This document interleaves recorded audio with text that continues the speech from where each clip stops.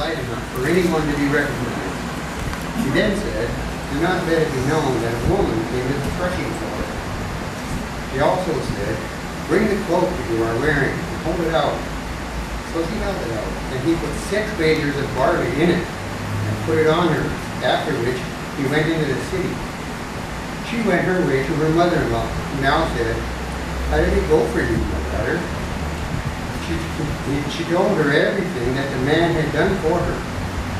She added, "He gave me these 6 measures of barley and said to me, 'Do not go empty-handed to your mother-in-law.'"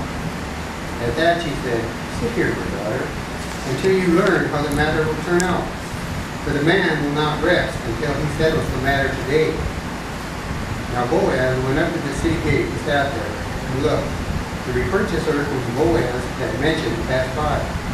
At that Boaz had said, "Come here and sit down, so-and-so." And he went over and sat down.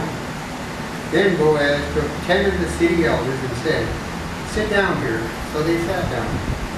Boaz now said to the repurchaser, "Naomi, who has returned from the fields of Moab, must sell the plot of land that belonged to her brother Elimelech." So I thought I should disclose it to you and say, "Buy it in front of the inhabitants and the elders of my people. If you will repurchase it, repurchase it. But if you will not repurchase it, tell me so that I will know. For you have the claim to repurchase it, and I am next in line after you." He replied, "I am willing to repurchase it."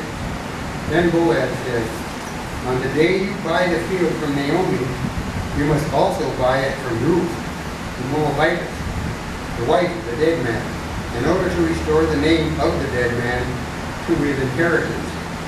To this the repurchaser said, "I am unable to repurchase it, for I may ruin my own inheritance. Repurchase it for yourself with my right of repurchase, because I am not able to repurchase it."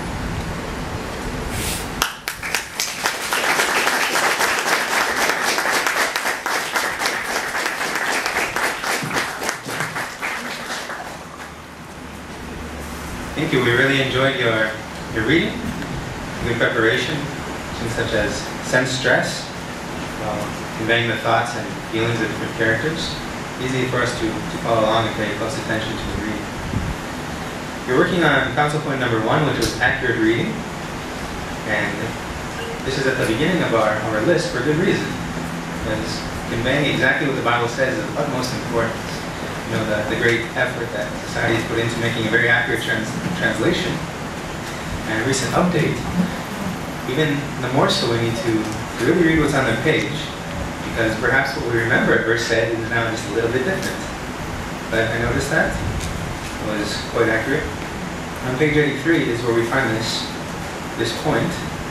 Brings out how to do so, how to read accurately. One point is to simply record ourselves and then listen to it while we follow along in the book or the Bible, and you will be surprised. That way we can make definite progress. We would appreciate the reading. Let's go into the second.